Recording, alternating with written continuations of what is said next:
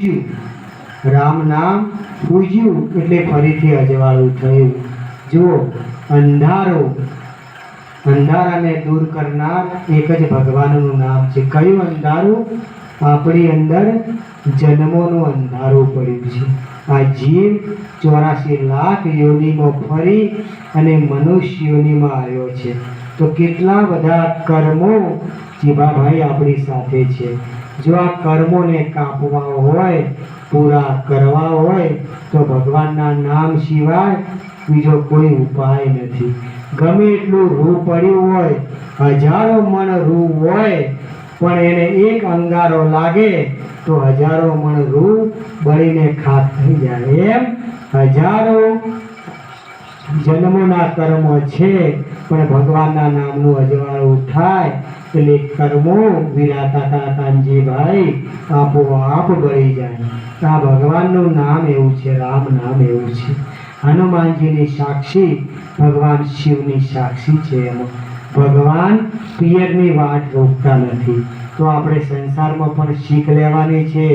કઈ સસરામાં ખાટું મોડું થાય તો કોઈની પિયરની વાટ રોકવી નહીં. ભગવાન શિવ કહે છે, સતી જાય છે પણ શિવનો ભાગ જોતા નથી. બ્રહ્માને વિષ્ણુને કહે છે કે શિવનો ભાગ નથી, કેમ આવો અનર્થ થયો? સતીને ગુસ્સો આવે છે. જુઓ, સતીને કયો ગુસ્સો આવ્યો? વાસ્તવમાં ભાગ નથી, ગુસ્સો નથી, પણ શિવે ત્યાગ કર્યો હતો. એટલે અંદર વિરહ હતો, અંદર અગ્નિ હતી. એ અગ્નિ પ્રગટ કરી અને એ યજ્ઞમાં હોમાઈ ગયા. કનખલમાં માં સતી હોમાઈ ગયા. ભગવાન શિવને ખબર પડે છે અને વીરભદ્ર આવે છે અને યજ્ઞનો નાશ કરે છે. જુઓ, યજ્ઞનો નાશ ખરેખર ન થાય, પણ આ યજ્ઞ કયો હતો? એ સંપત્તિ વાળો યજ્ઞ હતો. હું કંઈક છું એ માટે યજ્ઞ કર્યો હતો. શંકરનું અપમાન કરવા માટે. જુઓ, કોઈ પણ કાર્ય કરો તો આપણાથી થાય એટલું કરો, દેખાવ માટે કરો નહીં કે મારી પાસે આટલી સંપત્તિ છે એટલે કરું છું. કોઈનું અપમાન કરવા ના કરો. આમને શિવનું અપમાન માટે કર્યું એટલે યજ્ઞ પૂરો થયો નહીં. અને એ વખતે ભગવાન શિવ કૈલાસમાં છે અને ગણો આવીને સમાચાર આપે છે કે અમારી માં અગ્નિમાં હોમાઈ ગઈ. ભગવાન શિવ વિકરાળ રૂપ લઈ કનખલમાં આવે છે અને તેઓ હાહાકાર થઈ જાય છે. દક્ષ પ્રજાપતિનું મસ્તક છેદી કાઢે છે અને આ રીતે ખૂબ હાહાકાર થાય છે. અને છેવટે ભગવાન સતીનું શબ લઈ એનું શરીર લઈ કૈલાસ પર આવે છે. હવે ભગવાનને એક લીલા કરવી છે. આ બધું ભગવાનની આજ્ઞાથી થયું છે, શિવની આજ્ઞાથી. કેમ? ભગવાનને 51 શક્તિપીઠ એ પ્રગટ કરવા હતા. શક્તિ પ્રગટ કરવી હતી એટલે સતીનું શબ લઈ અને ભગવાન શરીર લઈ અને તાંડવ કરે છે. કૈલાસમાં ખૂબ તાંડવ કરે છે અને આ બાજુ દેવતાઓનું ઇન્દ્રાસન હલવા લાગે છે. બધા બ્રહ્મા પાસે જાય છે, બધા વિષ્ણુ પાસે જાય છે કે ભગવાન શિવનો ગુસ્સો કઈ રીતે શાંત કરવો. અને હવે ભગવાન વિષ્ણુ ચક્ર દ્વારા જે માનું શરીર, જે ભગવતીનું શરીર છે, જેની અંદર રામ નામ છે, એના ચક્ર દ્વારા 51 ભાગ કરે છે. અને આખા ભારત ખંડમાં 51 જગ્યાએ આપણા અંબાજીમાં હૃદય પડ્યું છે. બોલી અંબે માત કી. માં અંબે જો પ્રગટ છે. અને આ રીતે 51 શક્તિપીઠ આપણે બલુચિસ્તાનમાં હિંગળાજમાં છે. જે પ્રથમ, જેમ જ્યોતિર્લિંગમાં સોમનાથ પ્રથમ છે, એમ શક્તિપીઠમાં હિંગળાજમાં એ પ્રથમ શક્તિપીઠ છે. જુઓ, હાલ તો હિંગળાજમાંનો રસ્તો રાજકીય દાવપીઠને લીધે આપણા માટે બંધ છે. આપણા માટે યાત્રા બંધ છે. છેલ્લા 70 વર્ષથી 75 વર્ષથી આઝાદી પછી માં જગદંબા, માં હિંગળાજના દ્વાર આપણા માટે બંધ છે. આપણે જઈ શકતા નથી. આ સિંધ પ્રદેશ રહ્યો પણ આપણે જઈ શકતા નથી. પણ આપણે ભગવાન લાલાને ને શિવને પ્રાર્થના કરીએ. આપણી જગદંબા કયો છે સિંધ પ્રદેશમાં? બલુચિસ્તાનમાં આપણી માં બેઠી છે, શક્તિપીઠ છે આપણું, તો ભગવાનને પ્રાર્થના કરીએ એવો સમય આવે કે માં જગદંબાના દ્વાર આપણા માટે ખુલી જાય, આપણા માટે ખુલી જાય કે આપણું શક્તિપીઠ છે, માં હિંગળાજ છે. તો આ રીતે આપણે પ્રાર્થના કરીએ આપણે વ્યાસપીઠ દ્વારા કે ભવિષ્યમાં આપણે નહીં તો પણ આપણા સંતાનોને એના માટે માં ભગવતીના દ્વાર ખુલી જાય. બોલીએ હિંગળાજ માત કી જય. હવે 51 ભાગ કરી અને ભગવાનનો ગુસ્સો શાંત થાય છે. એ વખતે ભગવાન હરિ અને બ્રહ્માજીને કહીને સમાધિમાં લાગી જાય છે.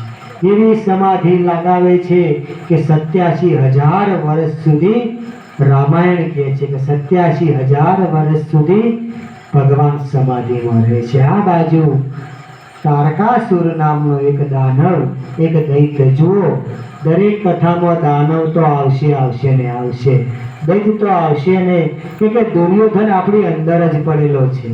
દુર્યોધન કોઈ બહાર નથી. એ તો દુર્યોધનને દૂર કરી અને ધર્મરાજાને પ્રગટ કરવા પડે. પણ ક્યારે પ્રગટ થાય? આવું રામ નામ હોય તો પ્રગટ થાય. બાકી એક દુર્યોધન નહીં, 100 ભાઈ વળગીને ઊભા છે. 100 ભાઈ. વિચારો કેટલો કળિયુગનો વિસ્તાર છે. આ કળિયુગના વિસ્તારમાં ભગવાનના નામ સિવાય મારી બહેનો કોઈ છુટકારો નથી, કોઈ છુટકારો નથી. એક રામ નામ, એક શિવ નામ સિવાય કોઈ ઓળી બીજી છે જ નહીં. કરવા માટે બીજું કોઈ લાકડું રામ નામ સિવાય છે. ગમે એટલા જીવ ખોફા મારે પણ છેવટે રામ અને શિવના શરણે આવું જ. કે કળિયુગ ખૂબ ભરમાવે છે. કળિયુગ જાત જાતનું શીખવે છે, જાત જાતનું ભરમાવે છે. પણ આપણે રામ નામ અને શિવ નામમાં રહેવાનું છે, સનાતન ધર્મમાં રહેવાનું છે અને આપણે ભક્તિ કરવાની છે. અને હવે 51 ભાગ પડે છે અને ભગવાન શિવ સમાધિમાં લાગે છે અને તારકાસુરને બ્રહ્માજી વરદાન આપે છે. તારકાસુર કહે છે કે મારું મૃત્યુ નહીં. જો જેટલાય ભક્તિ કરી દૈતોએ એક જ વસ્તુ માગી, ફક્ત મારું મૃત્યુ નહીં, મારું મૃત્યુ નહીં. હરણાકંશ હોય, રાવણ હોય, કુંભકર્ણ હોય, પણ એક જ વસ્તુ માગી. પણ બ્રહ્માજીએ કહ્યું કે ના, મૃત્યુ તો થશે, જન્મે એનો નાશ થાય ને. તો એને સૂઝ્યું કે ભગવાન શિવ સમાધિમાં છે, ભગવાન શિવ સમાધિમાંથી ઉઠશે નહીં. તો કે કામ કરો, ભગવાન શિવનો પુત્ર થાય એ જ મને મારે, બીજું કોઈ વિશ્વમાં મને મારી શકે નહીં. એ વખતે બ્રહ્માજી હા પાડે છે અને આ વખતે તારકાસુર ખૂબ ઉત્પાત કરે છે, ઇન્દ્રાસન લઈ લે છે, ખૂબ હેરાન કરે છે દેવતાઓને, બ્રાહ્મણ, ઋષિ, ગૌ માતા ખૂબ હેરાન કરે છે. બધા દેવતાઓ એ બ્રહ્માજી પાસે આવે છે અને વિષ્ણુ પાસે આવે છે અને કહે છે કે ગમે તે કરો પણ ભગવાનના લગ્ન કરાવો. જુઓ 87,000 વર્ષ સુધી કોઈ પૂછવા આવ્યું નથી શંકર કયો છે, પણ ગરજ પડી એટલે કે લગ્ન કરો. ભગવાન શિવને કોઈ પૂછવા જ નથી કે શિવ કયો છે, પણ એમને ગરજ પડી કે એમનો પુત્ર થાય તો અમને સુખ થાય, બાકી અમારે પર્વતોમાં રહેવું પડશે. એટલે દેવતાઓ અને વિષ્ણુ બધા કામદેવ પાસે ગયા અને કામદેવને કહ્યું કે ભગવાનનું તપ ભંગ કરજો. કોઈનું તપ ભંગ કરાય નહીં. પણ આ દેવતાઓ ભગવાનનું તપ પોતાના સ્વાર્થ માટે ભગવાનનું તપ ભંગ કરવા લાગ્યા છે. કામદેવની પત્ની કહે છે આ તો શંકર છે, આનું તપ ભંગ કરશો અને આંખ ખોલશે તો તમે બળીને ભસ્મ થશો. પણ કામદેવ કહે છે કે આ તો દેવતાનું કાર્ય છે, સારું કાર્ય માટે કરું છું ને, તો સારા કાર્ય માટે ભોગ આપે છે કામદેવ. અને આ રીતે ભગવાન શિવનું તપ ભંગ કરે છે અને ભગવાન શિવ આંખ ખોલે છે અને બળીને ભસ્મ થાય છે. એ વખતે રતિ આવે છે અને ખૂબ વિલાપ કરે છે એની પત્ની અને દેવતાઓને કહે છે કે તમે સ્વાર્થ કર્યો, તમારા પતિ જે સળગીને સ્વાહ થઈ ગયા, કે તમે સ્વાર્થ કર્યો. ભગવાન હરિ કહે છે કે રતિ તું ચિંતા ના કર. જ્યારે કળિયુગ પહેલા દ્વાપર યુગમાં જ્યારે હું દ્વારિકા અને ગોકુળ વૃંદાવનમાં આવું એ વખતે આ કામદેવ એ પ્રદ્યુમન અને મારો પુત્ર થઈને આવશે. તું ચિંતા ના કર. આ મારા ઘેર આવશે. આ મારો પુત્ર બની અને મારા ઘેર જન્મ લેશે. અને આ રીતે હવે ભગવાન શિવ જાગૃત થાય છે. પણ કન્યા ક્યોથી લાવવી? ભગવાન શિવ તો જાગૃત થયા, પણ કન્યા ક્યોથી લાવી? નારદ મુનિ કે એ કામ મારું, કન્યા શોધવાનું કામ મારું. નારદ મુનિ કામ ઉપાડે છે અને હિમાલયને ત્યાં જાય છે. હિમાલય રાજા અને એની રાણીના ઘેર પાર્વતીનો જન્મ, જે માં સતી હોય છે એ ફરીથી હિમાલય ત્યાં જન્મ લે છે. આ કથા શિવ મહાપુરાણની કથા છે. રામાયણમાં પણ એનો સમાવેશ છે. માં પાર્વતીનો જન્મ થઈ ચૂક્યો છે અને નારદ મુનિ જન્મ સમયે હિમાલયને ત્યાં જાય છે. એટલે મેના રાણી ખૂબ ખુશ થાય છે કે મારે ઘેર લક્ષ્મી આવી છે. એનો હાથ જોવો મુનિ, એનો હાથ જોવો. નારદ મુનિ હાથ જોવે છે અને કોઈ પણ માનો પહેલો પ્રશ્ન એવો હોય કે મારી દીકરીને સારું ઘર મળે. ભલે દીકરી ખોડિયામ હોય, પણ માની ઈચ્છા કેવી હોય? મારી દીકરીને ભવિષ્યમાં સારું ઘર મળે. દરેક માને ઈચ્છા હોય અને ભગવાનની કૃપાથી સૌને જે ઈચ્છા હોય એ પ્રમાણે ભગવાન સૌને આપશે. સૌને ભગવાન સારું આપશે, સૌનું ભગવાન સારું કરશે. કે આપણે ભગવાનના ભાવમાં છીએ અને દરેકનો ભાવ એ બાલકૃષ્ણ એ દ્વારિકાવાળો પૂરો કરે છે. અને આ રીતે પાર્વતીનો હાથ જોવે છે અને કહે છે પાર્વતીને કેવો વર મળશે મુનિ? અને માથું હલાવે છે. કેમ માથું હલાવો? બોલો કે માં ઓને એવો વર મળશે કે આજ સુધી આ દુનિયામાં કોઈને પણ પ્રાપ્ત થયો જ નથી, કોઈને મળ્યા નથી એવો વર મળશે. રાણી ખુશ થાય છે પણ સમજી શકી નહીં. અને નારદ મુનિ માં પાર્વતી જ્યારે યુવાન થાય છે, 11 વર્ષના થાય છે, એ વખતે નારદ મુનિ આવીને કહે છે કે હે પાર્વતી, વનમાં જઈ અને ભગવાન શિવનું તપ કરો, ઓમ નમઃ શિવાયનો જાપ કરો અને ભવિષ્યમાં જ્યારે તમે 16 વર્ષના થાઓ, જ્યારે પરણવાની ઉંમર થાય એ વખતે ભગવાન શિવની આરાધના કરો એટલે તમને શિવ મળે, શિવ વર તરીકે મળે. નારદ મુનિ કહે છે. અને જેટલી આપણી ગૌરો આવે છે, જેટલા વ્રત આવે છે, આ બધા વ્રત પહેલા પાર્વતી માએ કર્યા હતા એટલે આ વ્રત આવે છે. ભગવાન શિવના જે વ્રત આવે છે ને એ સારું ઘર મળે, સારો વર મળે, એમાં પાર્વતીએ કર્યા હતા પહેલા, એટલે હવે બધા વ્રત કરીએ છીએ. વ્રત ખૂબ શ્રદ્ધાથી કરવા, ખૂબ પ્રેમથી કરવા, ભગવાનનો પૂજા પાઠ કરવો, બ્રાહ્મણને યોગ્ય દક્ષિણા આપવી. જુઓ, બ્રાહ્મણ કદી પણ દક્ષિણાનો ભૂખ્યો છે નહીં, પણ બ્રાહ્મણના સંસારનો વ્યવહાર, સાધુ મહારાજનો સંસારનો વ્યવહાર જો એ પૂજા પાઠમાં હોય, ભક્તિમાં હોય, તો એના ઘરનો વ્યવહાર એ કર્તવ્ય છે આપણું, જવાબદારી છે આપણી. તો આ રીતે નારદ મુનિ કહે છે કે હે માં, આને એવો વર મળશે કે આખા વિશ્વમાં કોઈ હશે નહીં બીજો. માં પાર્વતી તપ કરે છે એ વખતે 7 ઋષિ આવે છે. 7 ઋષિ આવી અને કહે છે કે પાર્વતી, તું કોનું તપ કરે છે? અખંડ તપ કરે છે હિમાલયમાં. 16 વર્ષની ઉંમર છે માની, અખંડ તપ કરે છે. પારતી, એમનું શરીર ભાગનું રહ્યું છે. તપ કરતા કરતા ખાવાનું છોડી દીધું અને જાણે છોડ્યું, ભાગનું શરીર રહ્યું. એટલે 7 ઋષિ કહે કે આ તો પારતી છે, ભાગનું શરીર રહ્યું છે. એમનું શરીર રહ્યું એટલે પાર્વતી, બોલીએ પાર્વતી માત કી, એટલે પાર્વતી નામ પડ્યું પારતી. એટલું જ શરીર રહ્યું હતું એમનું અને ફક્ત હાડકું રહ્યું હતું. એ વખતે 7 ઋષિ આવીને કહે છે કે માં, એક કામ કરો, તમને શિવ કરતાં પણ સારા વર મળે એવું અમે કરીએ. કેમ? નારદ મુનિએ કહ્યું હતું કે એમની પરીક્ષા લો, માની પરીક્ષા લો, કે તમને વૈકુંઠ મળે, તમને ઇન્દ્રાસન મળે, તમને વિષ્ણુ સાથે વિવાહ કરીએ, ઇન્દ્ર સાથે કરીએ, સૌની સાથે.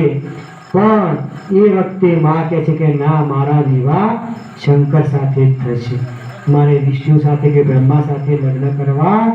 પણ કહે છે એ તો કૈલાસમાં રહે છે, એ તો પથ્થરમાં રહે છે, એની પાસે કોઈ સંપત્તિ છે નહીં, એને ઘર નથી, અને એ તો સાધુ જેવો છે, બાવા જેવો છે, સર્પ છે, ગંગા છે માથામાં, એને ઘર પણ નથી. પણ માં કહે છે કે ના, મારે તો એક શંકર જ જોઈ, જો વરીશ તો શંકરને વરીશ.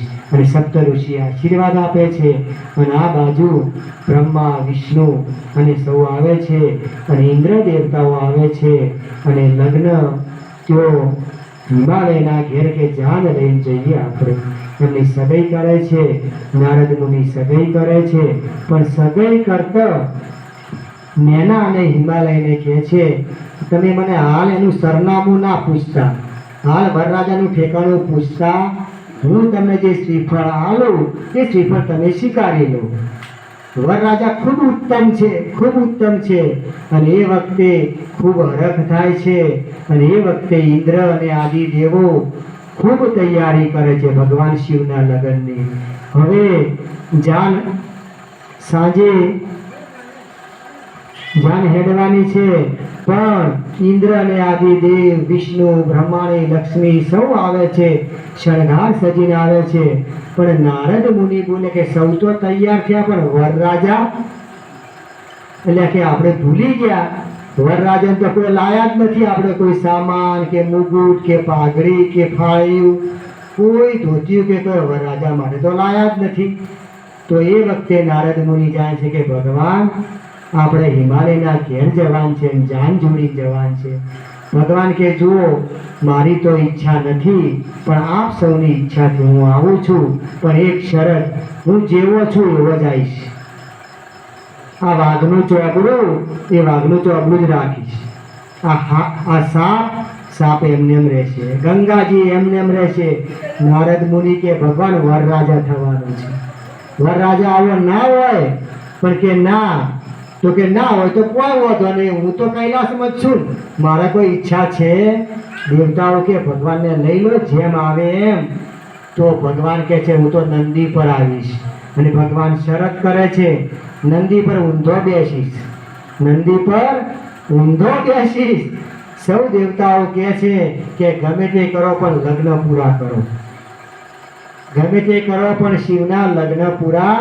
કે તારકાસુરનો વધ કરવો હતો, બહુ સ્વાર્થ હતો એમનો. ભગવાન શિવ પાછા ભગવાન શિવ કહે છે કે ઉભા રહો, તમે સૌને આમંત્રણ આપ્યું કે આપ્યું, બધે કંકોત્રી આપી, ઇન્દ્રલોક, વિષ્ણુલોક, વૈકુંઠ. પણ કે જે મારા માણસો છે એમને જો તમે કંકોત્રી આપી, કયા? ભૂત, ડાકીણી, જે મારા જે સાથીઓ, જે શમશાનના મારા ડાકીણી અને જે શમશાનના મારા સાથીદાર છે, એમને સાથે લેવા પડશે. ભગવાન વિષ્ણુ કહે છે કે નારદ, હિમાલયના ઘેર આબરૂ નથી કાઢવાની, આપણે હિમાલયના ઘેર. પણ નારદ કહે છે બીજો કોઈ રસ્તો નથી, ભગવાન માનશે નહીં. શમશાનમાં જઈને આમંત્રણ આપે છે, ડમરું સાથે લે છે.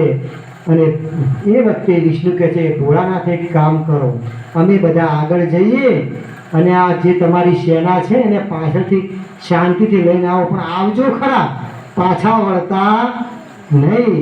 એ વખતે વિષ્ણુ ને બ્રહ્મા ને ઇન્દ્ર બધા પુષ્પક લઈને જાય છે. હિમાલયના દ્વારે સૌ ઊભા છે.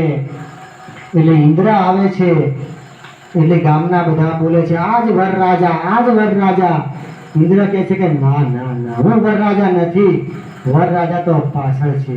તો ગામના લોકો કહે છે કે જુઓ, આપણું કેવડું મોટું ભાગ્ય, એમના ભાઈ આવા છે તો વરરાજા કેવો હશે.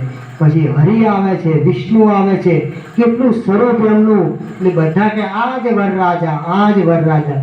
હરિ કે ના ના ના, હું નથી. હું વરરાજા નથી, એ તો પાછળ આવે છે, મારો ભાઈ છે. લોકો કહે છે વાહ વાહ, આપણું કેવડું મોટું ભાગ્ય પાર્વતીનું. જો એના ભાઈ આવા હોય તો વરરાજા કેવો હશે. અને આ બાજુ ભગવાન વિષ્ણુ કહે છે હિમાલયને બધાને જમવાનું આપી દો. પણ કે જે જાન નહીં આવી વરરાજા કે ના, કે વરરાજા આયા પછી તો કોઈનું ઠેકાણું પડવાનું, કોઈ જમવાનું ઠેકાણું પડવાનું નથી. અને આ રીતે સૌને જમવાનું આપે છે, સૌને ઉતારો આપે છે. નારદને કે નારદ તું જા, હજી કેમ શંકર આવ્યા નહીં? નારદ જાય છે તો હાકોટા પડે છે અને ચિક્કાર પડે છે. ભૂત ડાકેણીઓ ચિક્કાર કરે છે. કોઈને માથું નથી, કોઈને પગ નથી, કોઈને હાથ નથી. અને ભગવાન શિવ એ નંદીમાં ઊંધા બેઠા છે અને એ વખતે ચિત્કાર પડે છે. અને સૌ હિમાલયના દ્વારે ઊભા છે કે વરરાજાને વધાવીએ. પણ જેવો ચિત્કાર પડે ને સૌ આવ્યા, બધા નાસભાગ થવા લાગી. બધા બાળકો નાસવા લાગ્યા, બધા વૃદ્ધો નાસવા લાગ્યા કે ભૂત પ્રેત આવ્યા હતા. ડાકેણી શંખેણી આવી હતી, માથા વગરના, હાથ વગરના, પગ વગરના હતા. ભગવાન શિવને લાગી ગઈ બસ મને પરણાવો છે ને, હવે પરણાવો હરો, મને પરણાવો તમે બધા ભેગા થઈ. આ તમે સ્વાર્થ કર્યો છે. 87,000 વર્ષ સુધી કોઈ પૂછવા આવ્યું નથી કે શંકર કયો છે. અને આ રીતે હિમાલયની પત્ની જે છે મેના, નારદ મુનિને પકડીને કહે છે, હાથ પકડીને કે નારદ આ શંકર છે કે આ વરરાજા છે? મારી પાર્વતી તો 16 વર્ષની છે, ખૂબ સુંદર છે, પણ એ વખતે ખૂબ કલ્પાંત કરે છે મેના, અને હિમાલય કલ્પાંત કરે છે. પણ નારદ મુનિ એ એમને એમના ખંડમાં લઈ જઈ અને ઉપદેશ આપે છે કે માં, આ શંકર છે, આ તો ત્રિભુવનનો નાથ છે, આ સૌનો નાથ છે. આ તો એનું રૂપ એવું છે, એનું સ્વરૂપ એવું છે કે એને કોઈ વસ્તુ સ્વીકારી નથી. બ્રહ્મા વિષ્ણુ ને મહેશના જ્યારે ભાગ પડ્યા એ વખતે શંકરે કોઈ વસ્તુ સ્વીકારી નહીં. મારે તો કૈલાસમાં રહેવું છે, મારે રામ નામ લેવું છે, મારા શ્રી કૃષ્ણનું નામ લેવું છે. કે સંપત્તિ હોય તો કદાચ ભગવાનનું નામ અભિમાનમાં આવીને લેવાય નહીં. ભગવાને કોઈ વસ્તુ સ્વીકારી નહીં અને ભગવાન કૈલાસ અને હિમાલયમાં રહ્યા. આ વખતે હવે નારદ મુનિ કહે છે કે મેના અને હિમાલય આ તો જગતનો નાથ છે, આ તો શિવ છે અને આ સતી છે. આ દીકરી તારી પાર્વતી એ સતી છે કે પૂર્વેની એમની પત્ની હતી, પૂર્વેની એમની પત્ની હતી. અને હિમાલયનું ખૂબ ભાગ્ય છે કે આ તો અંબા છે, અંબા સ્વરૂપ છે. આ રીતે હવે લગ્ન થાય છે અને દેવતા તો રાહ જોઈને બેઠા છે, હાથમાં વાનગી લઈને બેઠા છે, ક્યારે પુત્ર આવે અને તારકાસુરનો વધ થાય. હવે તારકાસુર ખૂબ ઉન્માદ બન્યો છે અને ભગવાનના ઘેર કાર્તિકનો જન્મ. બોલીએ કાર્તિક મહારાજની. જુઓ, કાર્તિક મહારાજ એવા છે જેમનું મંદિરમાં સ્થાન નથી.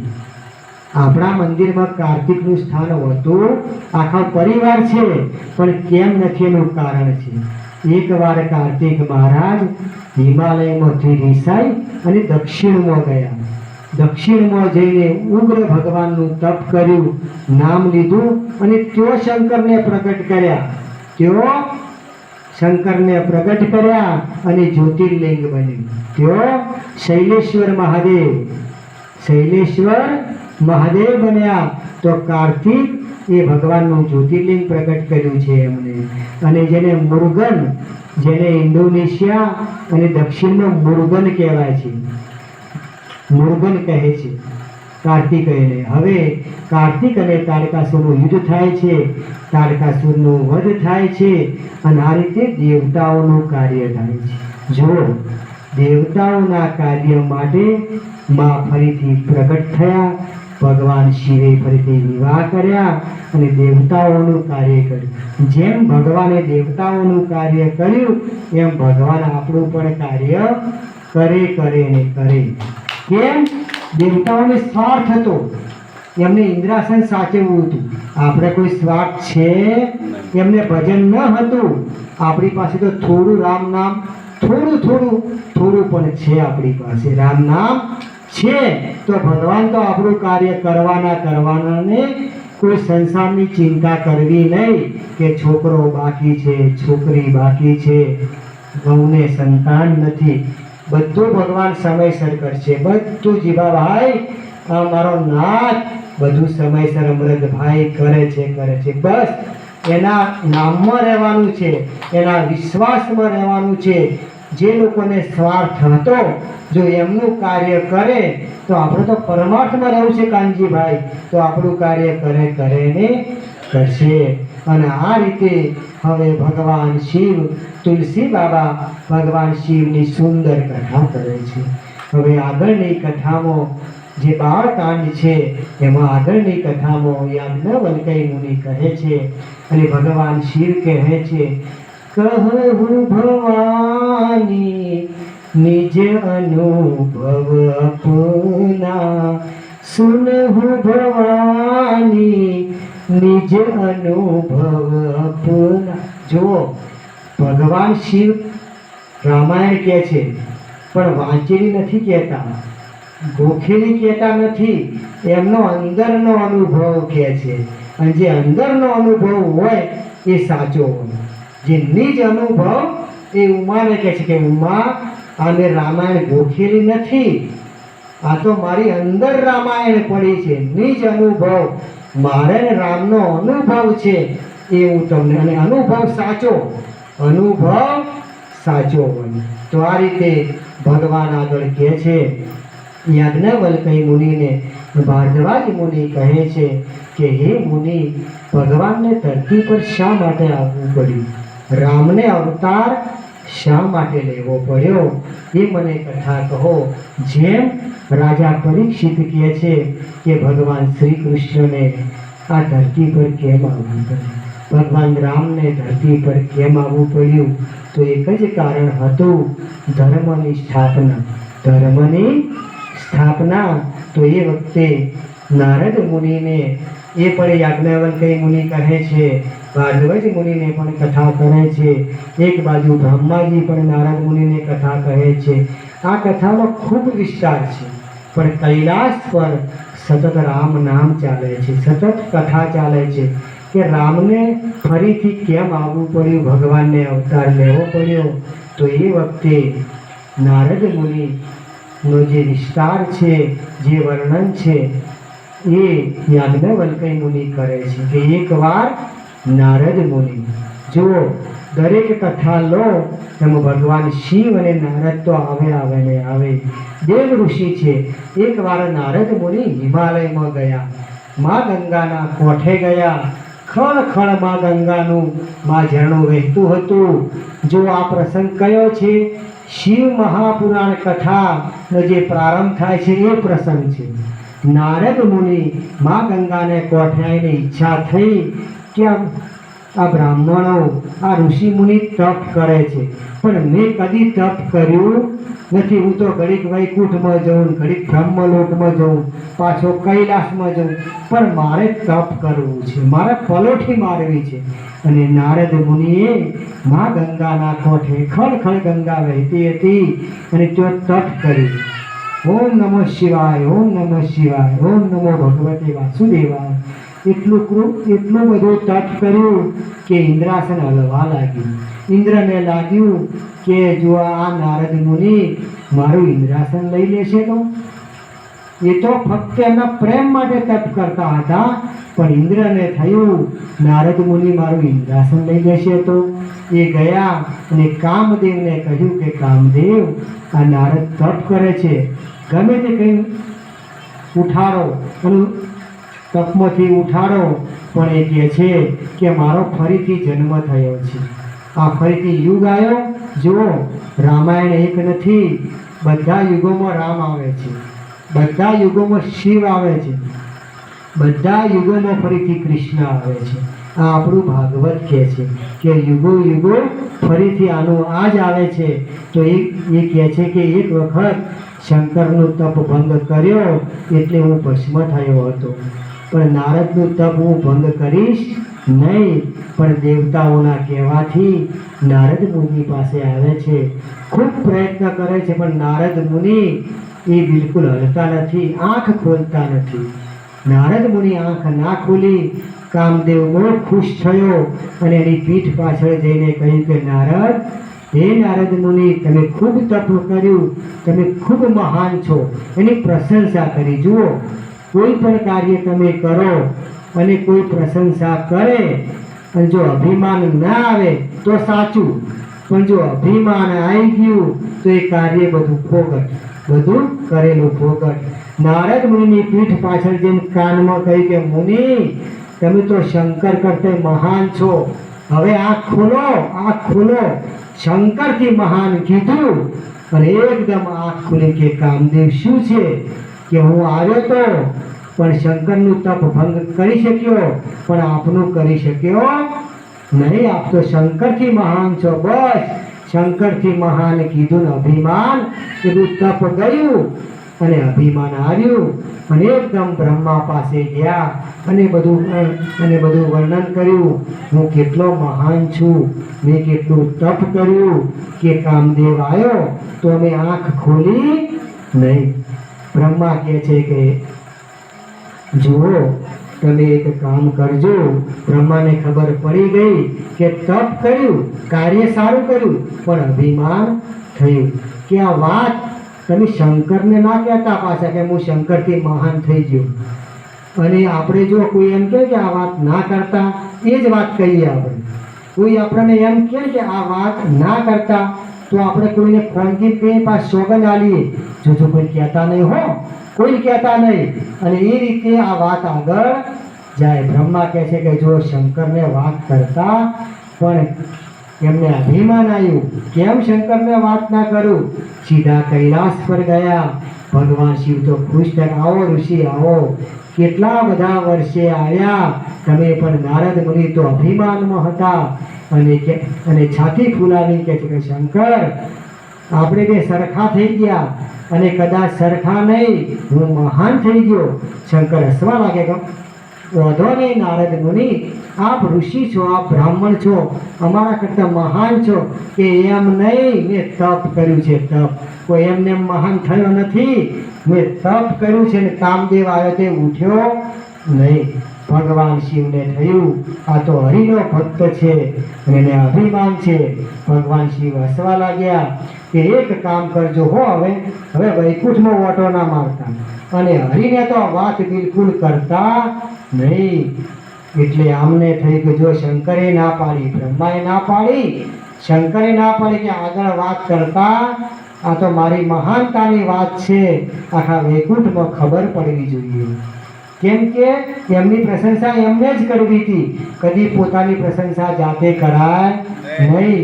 અને કોઈ કરે તો પણ વંદન કરી દેવા, ભગવાનનું નામ લેવું. ભગવાનનું કે અભિમાન જો રાજા રાવણને છોડ્યું ના હોય, શંકરના ભક્તને, તો આપણી કેવી હાલત કરે, આપણી કેવી હાલત કરે. આ અહંકાર છે, અભિમાન છે.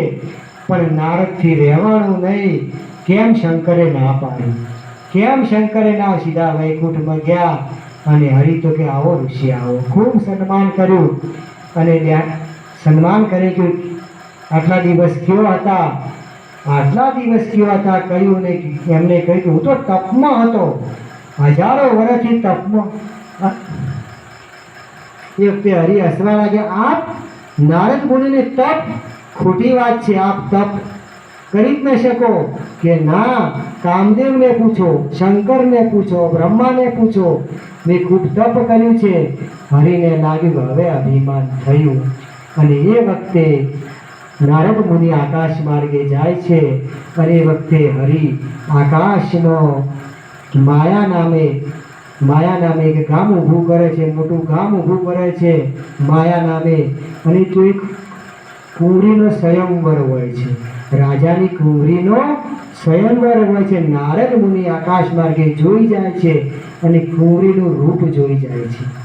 અને એમને લાગે છે આ કુંવરી તો મને યોગ્ય છે, આ કુંવરી માટે હું જ યોગ્ય છું, બીજું કોઈ યોગ્ય છે નહીં, પણ એમને થઈ કે મને એમને એમ તો હાર નહીં પહેરાવે, મને એમને એમ હાર પહેરાવશે, હું વિષ્ણુ પાસે જઉં અને વિષ્ણુ જેવું રૂપ લઉં, ભગવાન હરિ જેવું રૂપ લઉં તો મને હાર પહેરાવશે.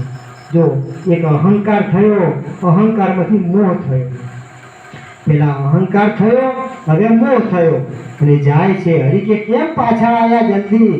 કે થોડુંક કામ છે, પણ કામ કહી શકતા નથી. કે બ્રહ્મચારી છે, વાત કઈ રીતે કરે? કે કામ છે પણ કેવું કઈ રીતે? તો કે છે કે મારે લગ્ન કરવા છે. ભગવાન હસવા લાગે છે કે લગ્ન? દેવ ઋષિને લગ્ન? કે હા, અમારી ઈચ્છા પણ સંસારની છે, તો એક કામ કરો, આપના જેવું રૂપ આપો. ભગવાન હસવા લાગ્યા અને વાનરનું મુખ આપ્યું અને રીંછનું રૂપ આપ્યું. પણ ભગવાને કહ્યું નહીં કે હા એવું રૂપ આપીશ કે કન્યા તમને હાર પહેરાવશે, કન્યા તમને હાર પહેરાવશે. નારદ મુનિ આવે છે અને લાઈનમાં બેસી જાય છે, સ્વયંવર ચાલુ છે, ભગવાન હરિ પણ આવે છે. આ ભગવાનની માયા છે, બધી ભગવાનની માયા છે.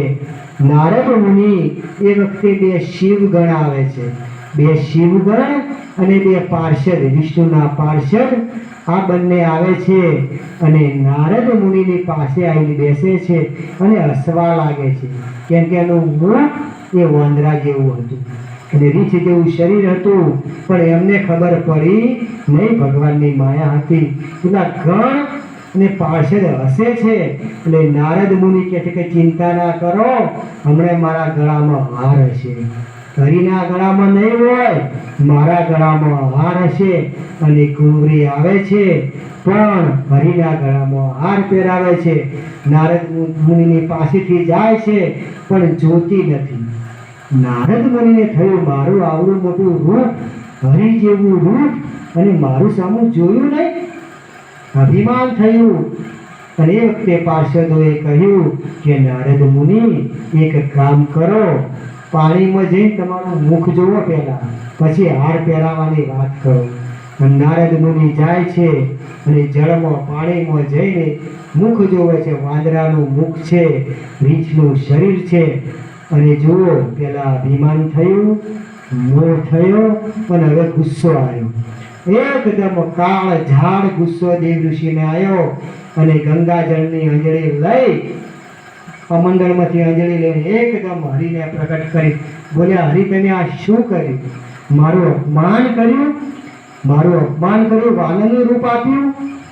ભગવાન કહે છે કે નારદ શાંત થાઓ, શાંત થાઓ. કે ના, લગ્ન કરવા હતા મારે, હારમાળા પહેરવી હતી. અને એમને શ્રાપ આપે છે કે હરિ આ જેમ વાંદરા અને રીંછનું મને શરીર મળ્યું અને આ કુંવરીનો જે મને વિરહ થયો, મને 1 અઠવાડિયું 10 દિવસ આ કુંવરીનો વિરહ થયો, તો આ પૃથ્વી પર આવવું પડશે હરિને, અને પત્નીનો વિરહ થશે. હરિને પત્નીનો વિરહ થશે અને છેવટે કામ કોણ આવશે? રીંછ અને વાંદરા આવશે. આ કોઈ દેવતાઓ કામ આવશે નહીં, એવો શ્રાપ આપે છે. ભગવાનને અંજલિ ભરીને ભગવાન કહે છે કે હે નારદ મુનિ, હે દેવ ઋષિ, આ શ્રાપ હું અંગીકાર કરું છું. આ ભગવાન વરદાન કહે છે આને, કે આ તો વરદાન કહેવાય કે હું ધરતી પર જઈશ અને ધર્મની સ્થાપના કરીશ. આ રીતે નારદ મુનિ શ્રાપ આપી અને એમનો ગુસ્સો ઓગળી જાય છે.